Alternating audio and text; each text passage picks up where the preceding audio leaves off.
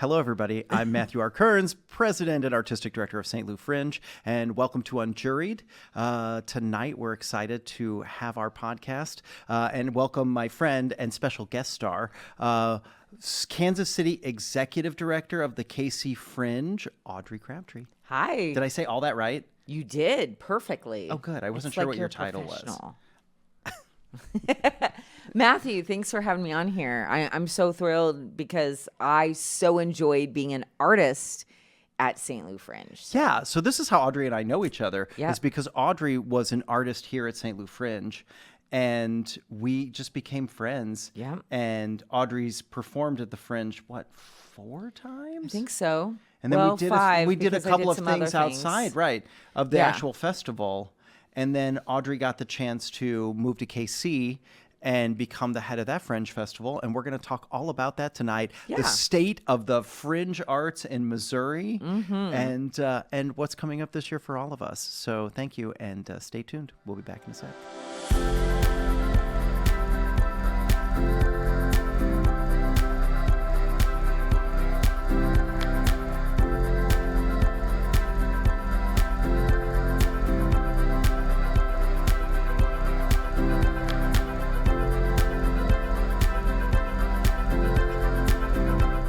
Welcome back. Okay, so first question, Audrey Crabtree. Yes. Tell us, because the Fringe in St. Louis is 14 years old this year. So 14 years ago, people got together. They decided we needed an independent art festival, and history has been made. Tell us, for everybody who doesn't know, in St. Louis and beyond, the inception of KC and a little bit of the history of it. Yeah, we are in our 21st season. And Cheryl Kimmy went to see a Fringe in another city and was like, why don't we have this in KC? And just started gathering people, and that's how it started.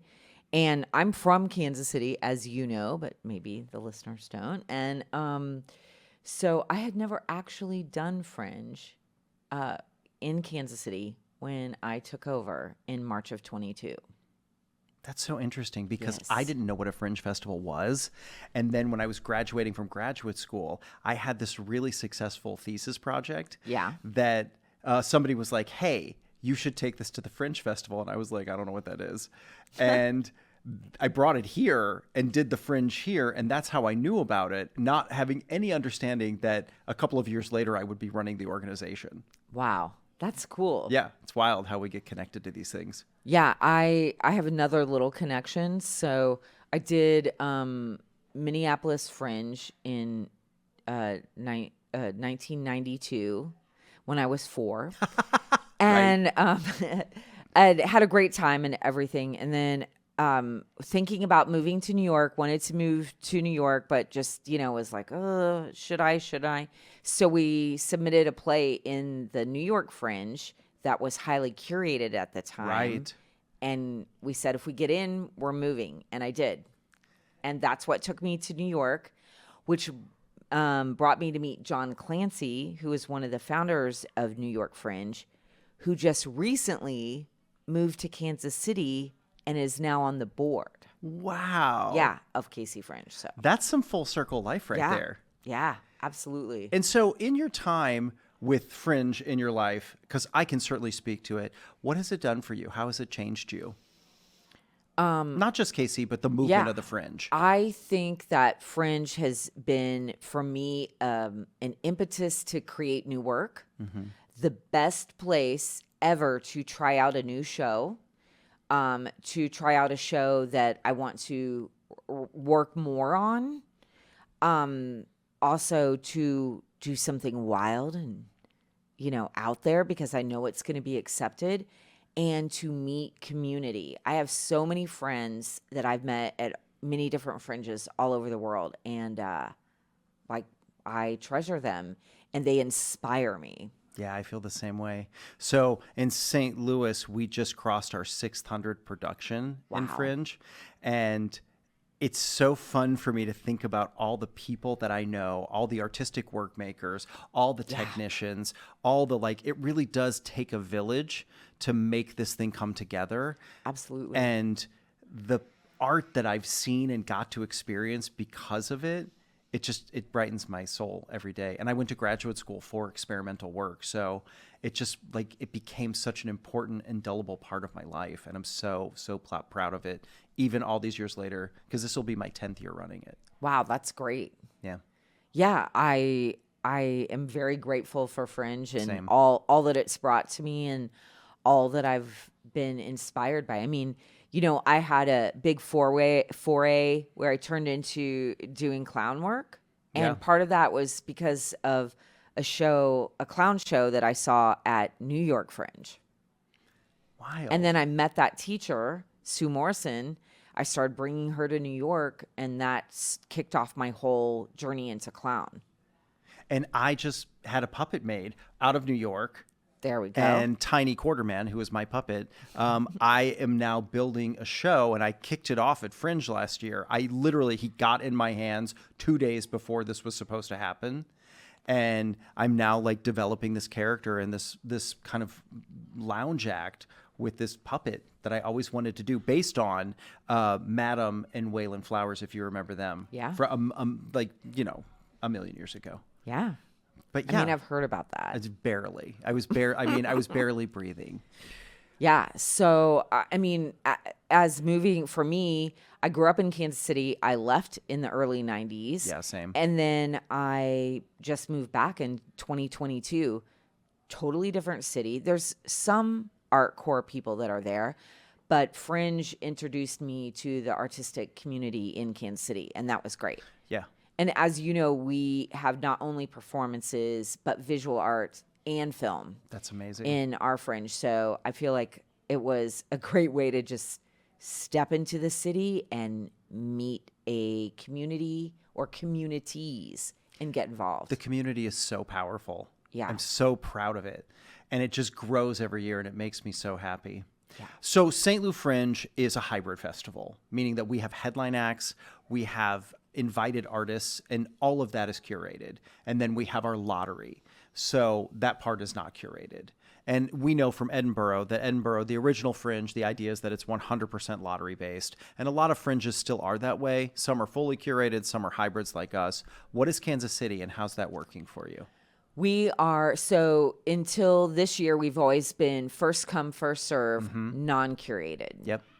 And that was kind of the belief that the way that Kansas City wanted to do was be non-curated. This year, we are doing our first lottery. We're very excited. Woohoo!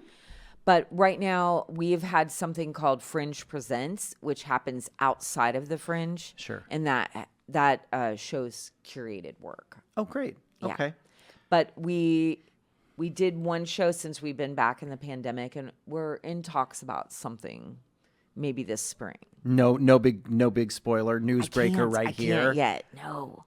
I can tell you that our headline act series this year is including the Cherokee Street Theater Company. Awesome. And they do parody work. I know them. You know them. They're hilarious. They're so funny, right? They're great. Did I tell you this yet? You didn't tell me, but I saw something online about it. The John Hughes Choose Your Own Adventure movie extravaganza. That's going to be awesome. And I love how they kind of have their own little core group, and they bring in different people. Yeah. But they work so well together. It's very so fun. Yeah. And very creative.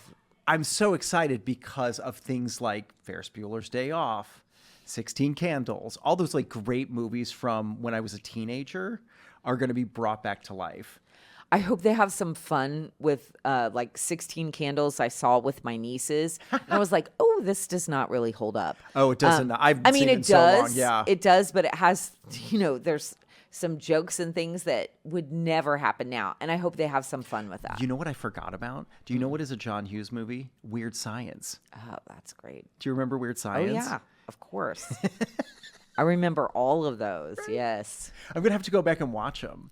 Yeah. Maybe you should see the show and then go back. No, probably got to watch them. Got to watch them first. I want them fresh in my brain. I mean, I could probably recite Ferris Bueller's Day Off. Oh, yeah. Yeah, I used to watch it a lot. That doesn't surprise me. I know, right?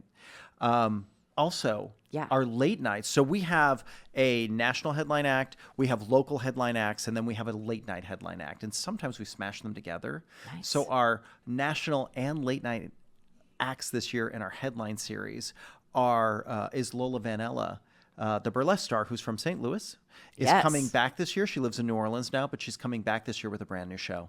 Oh, I'm excited. Do you know what it is yet? I don't know. The last time she came, it was all about Storyville in New Orleans, the red light district. And she's got a new show that she's working on and developing, and it's going to be here in August. That's going to be awesome. She is so super talented. I can tell you that it is one of my husband's favorite events. You know, my marriage vows were like love, honor, and work at the Fringe.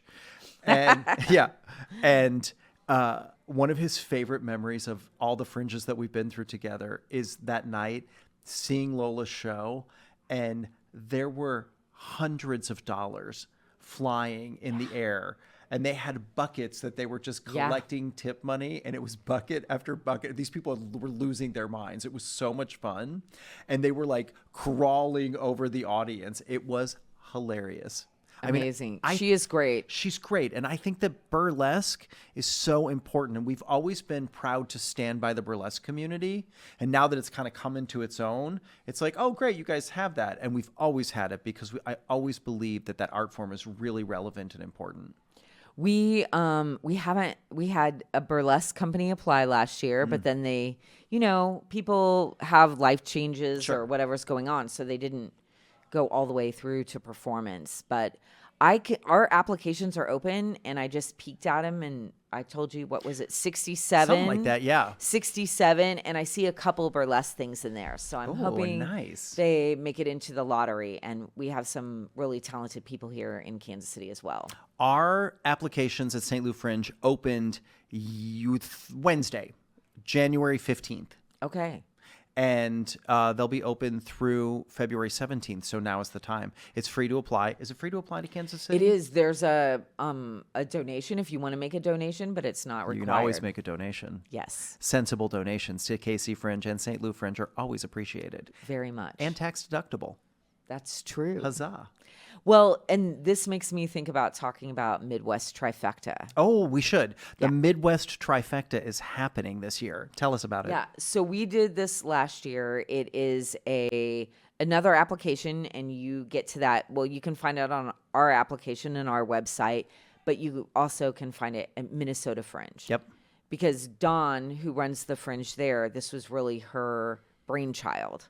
And so this year we have St. Louis Fringe, Kansas City, KC Fringe. Sorry, we're not Kansas City Fringe. KC Fringe, Minnesota Fringe, Indianapolis, and Elgin. I'm not sure if Elgin's a part of it. I think it's just. That's what you said. Yeah, I think I misspoke. I think it's Minneapolis, KC, St. Louis, and Indy. Okay. And so people apply for that with one application, and there is a small fee. They can get into 3 of the festivals of their choice. Yep. And so that means that we'll also work with them.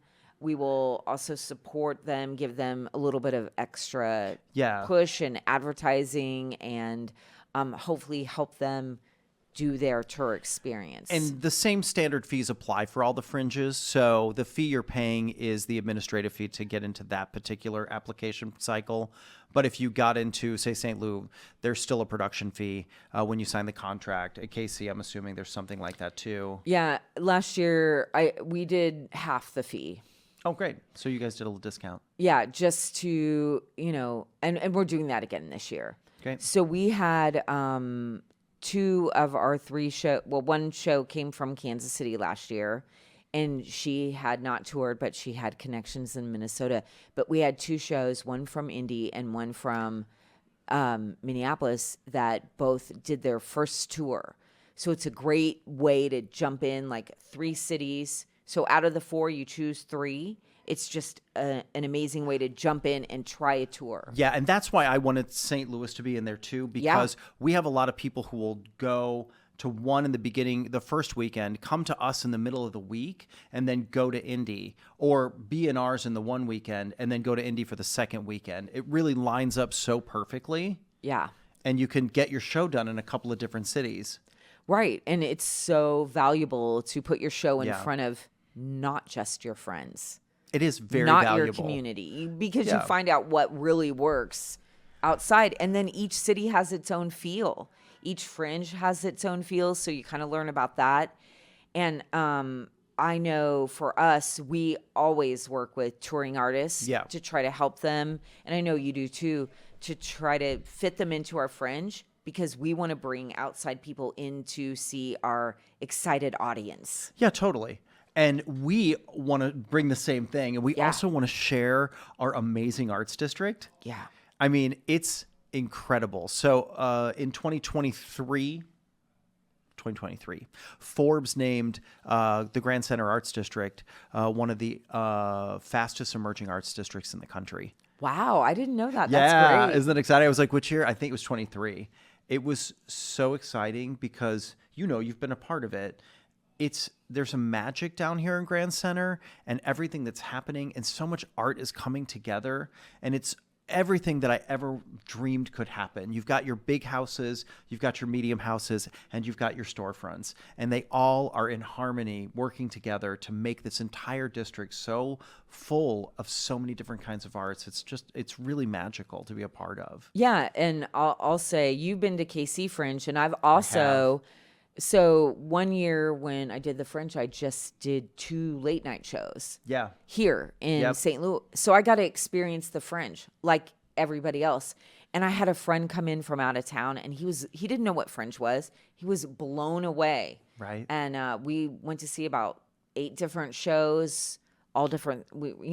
It's so fun just to hop to venues and see what's going on. Yeah. Sean and I, when we were at KC Fringe a couple of years ago, I feel like we saw 5 shows. Yeah. In that, because we were only there for a day and we had to come back. Right, you did. You really jumped in. And 2 pop tires, but that's a different story. That has nothing to do with the Fringe. It has nothing to do with the Fringe. Everything to do with the construction zone and some parking or something. But we came out of the hotel, and the valet was like, "Sir, there's a problem." I was like, "What is the problem? Do I still have a car?" He's like, "Yeah, but you have 2 flat tires." I was like, "I could deal with 2 flat tires." Okay, good. Yeah, I was like, "That's the worst of the best of the worst." Yeah. We got a set of tires put on it and headed home. There you go. But we had a great time. And the thing I love about yours is that there's so many different types of venues. Yeah. And they're in such different neighborhoods. You really get a taste of Kansas City. It's true. So just like you, we have 30 minutes between shows. Yep. So all of our venues are within the furthest distance is a 15-minute drive. Sure. We have some close together, but we don't have that tight arts district where everything is right there. So people do drive to different parts. This year, we're really excited because the streetcar is now going to have 3 different venues on the streetcar. That's great. Mm-hmm.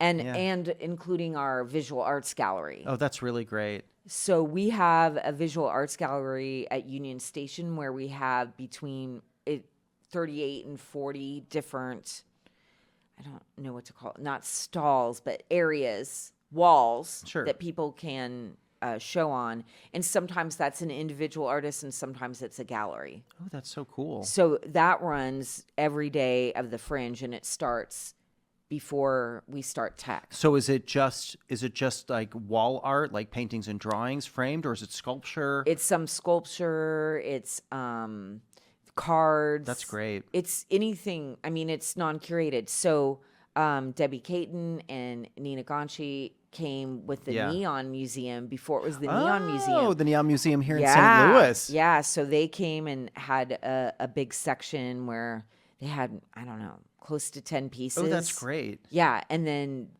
now you have your beautiful museum here. So we do. It's a beautiful museum, and it's over on Shoto Avenue. So you should go check it out because they just had a thing where they must have been on TikTok or television or something, because I saw it and there was an advertisement for it, and I thought, oh, that's great. It's in a beautiful space, and it's really fun, and they are open. They have certain days that they're open every month, and then they have events. And if you're not following them, I think it's STL Neon Museum. There you go. So how many venues would you say you have on average? Including, so we have 2 different visual arts galleries, and we have a venue that is only film. Oh, great. So we have 11 plus those. Okay. And we're different because we're not a drive. You come here, you stay here. You park and you walk. Yeah, we're within a block of each other, all of our venues. Yeah. And we're so grateful for it because that August in St. Louis can be a little unpleasant. Yeah. And when we are able to keep it close together, people will go see more, and not having to move your car or get in your sweltering hot car really helps. So we've had great success with it being within 2 blocks of each other, the whole thing. And I'm really glad about that. We've had some outside installation happen in our time. I was a part of that. You sure were. We have had... now we have kind of micro galleries inside of the venues. Oh, that's great. Yeah, that show art. Nice. And it's really been successful because between shows, when people are coming in or exiting, they can stop and kind of take in some visual art or some kind of like art experience, which I really like. Oh, I like that too. Yeah. Yeah. That's new. It's new. We're always trying to do something. Yeah. Yeah. I mean, our job at Fringe is in the core of the mission all the way from what I call our grandfather. That's what I call Edinburgh, our grandfather. And I think that our job is always to push a boundary, because that's when those people were ejected from the other festival and they created their own. Their belief was there was no boundary. So I'm all for pushing a boundary. And if there's something new or something different we can do, something that hasn't been done, I'm here for it. Yeah. Yeah. I mean, I would really, really love us to have some kind of performance art piece. Kansas City artists. Soliciting and calling all please, performance artists. Now do is the it. time. Bring something, please. I'll help you. We'll talk about it. We'll find you a good place. I love when performance artists are in the Fringe. Yeah. Because it really pushes the conversation. And that to me is what art is about. It's furthering the conversation, and you can walk out and go, that's beautiful. Oh, that's so fun. Oh my gosh, those people did a great job. And every once in a while you walk out and you're like, I got to go think about what I just saw. I love that too. I love it. Yeah. And, we have our set ticket price is $15. So all of our shows are $15. Great. We're not doing the curated shows. Yep. We are 35, 25, and 15. Nice. And then all of our after parties are free. But here's what we also are. We're also hopper passes. Mm-hmm. So you can buy a pass to see more shows for a cheaper price. And in our past couple of years, we've had more people purchasing those hopper passes to go experience more of the Fringe than we've had single ticket sales. We have doubled we have 5 and 10 show passes, and we have doubled them both in the last 2 years. Yeah, we're 3, 5, and all you can binge. Oh, nice. Yeah. How many did you get? A lot of people. A lot of people do the buying the all you can binge. Yeah, they do, because it's a great deal. Yeah, it's a great deal, and you get to kind of come and go and experience it as you want. I'm sorry, I'm having bang issues. She's fantastic. I don't know what she's talking about. No issue. It's a perfect bang. Thanks.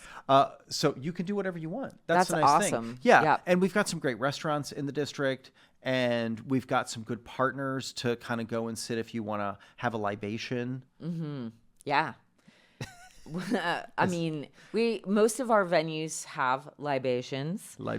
And we also have, last year in one of our venues this year, they had pulled pork sandwiches, and a lot of our places have snacks now. Oh. And then also our Blue Gallery, which is more adult, because Union Station is a family. Anybody can walk and through. It's beautiful. If you've never been yeah. to the Union Station in Kansas City, it is beautiful. It is great. And hopping the train from St. Louis to Kansas City. I just took the train because I went to a conference up there and I met Audrey, and I came out and I was like, "Well, this place is beautiful."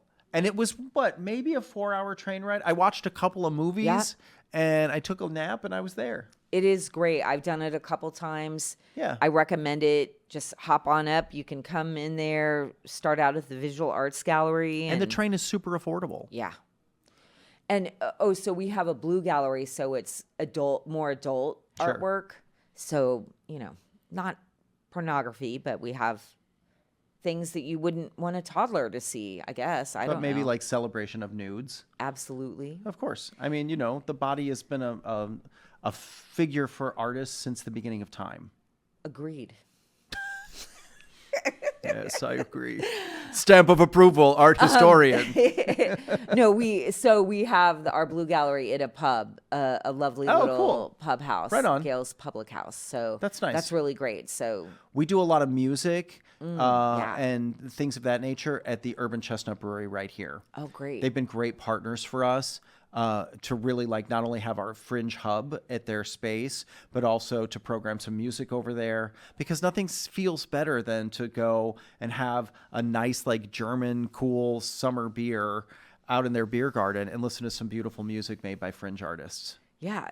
That's so funny because the day that I moved here, you just reminded me, the day that I moved to St. Louis in 2017. Yeah. My niece and I went to the Fringe and we sat out there in the patio and listened to some music and then went in and saw a couple shows. I love it. Yeah. I love it. What is your standout moment of being the executive director of KC Fringe? Gosh, that's so hard. I think a big moment we had last year for me. So we always do the best of. Yeah. So during our festival, the show that sells the most in each venue gets an extra show on the final Sunday. Oh, nice. So we have a really fun party at midnight is when we announce it. At midnight the night before, where we have some unique way to announce it. And last year, one of our companies, Circus Scorpius, they won. They're obviously a circus company, and they gave it to another company that they felt like that's beautiful. Was a intense play called Black Man Missouri. Sure. By Terrace Wyatt, and they gave him their slot because they felt like more people should see that show. Community. Yeah, and I was like, wow, that is so beautiful. It's beautiful. And I think every time I see artists working together outside of the Fringe, or I see them doing a show, I mean, the Fringe makes me happy all around. I wish I could see everything, Right. But outside of the Fringe, something like that moment, something like everyone, like I see two groups collaborating that I know shared a space the year before, or I see someone doing a new version of the same show or a fuller version of the same show at one of our venues that they were in, that seeing those relationships forge makes me very happy. That's how I feel. Yeah. So there was this moment in our 10th anniversary where we got a proclamation from the city. Nice. And I felt so proud because it felt to me like the first time in our history the Fringe had been seen. And it was like, we see you and we know how important you are to this community. Absolutely. And when people in that community come back year after year, and they come back as patrons, and they come back with a new piece, and they go away for a few years, and they come back again, and it just moves my heart. I just feel so touched by it. Yeah. And I hope that this year, starting in January when we're recording this, when it's freezing cold outside, that you'll consider taking the tour of Missouri Fringes the same way somebody might tour the Missouri wine country. Yeah. Get on the train and go see KC in July. Yep. Yeah. July, our performances start on the 18th and run through the 27th, but our visual arts gallery opens on the 13th. Yeah.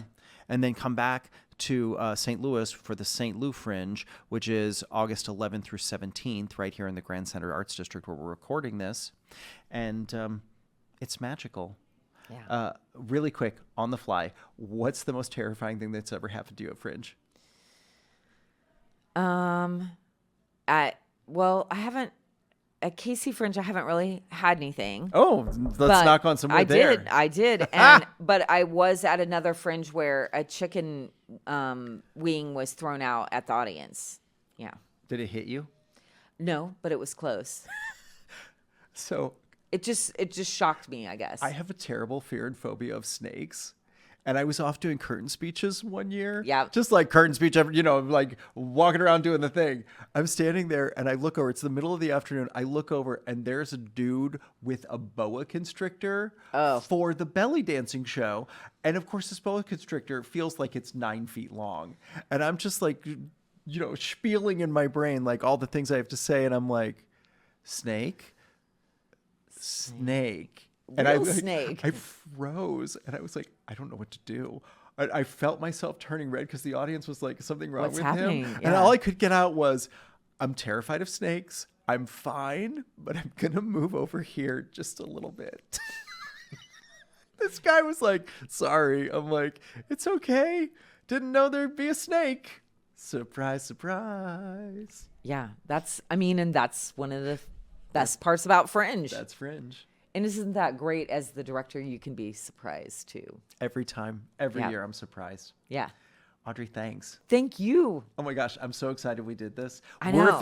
I'm making a declaration. We're going to do this every year. Every year we're going to talk about the St. Louis, KC, Missouri Fringe circuit. And we want you to come out and see it and be a part. It's a very important piece of our artistic ecosystem, and without it, so much art doesn't get made. So come support independent art. Come support KC Fringe. Come support St. Louis Fringe. And hey, why don't you go to Indy and see that Fringe too? There's so many of them out there. Go across the United States and see our friends in the United States Association of Fringe Festivals. Thank you again. Thanks everybody for joining us. We did it. And this is another episode of Unjuried. I'm Matthew R. Kearns, President and Artistic Director of St. Louis Fringe. And thank you to our sponsors. We'll roll that tape now so you can see who they are. Have a good day. Woohoo! Ciao, ciao.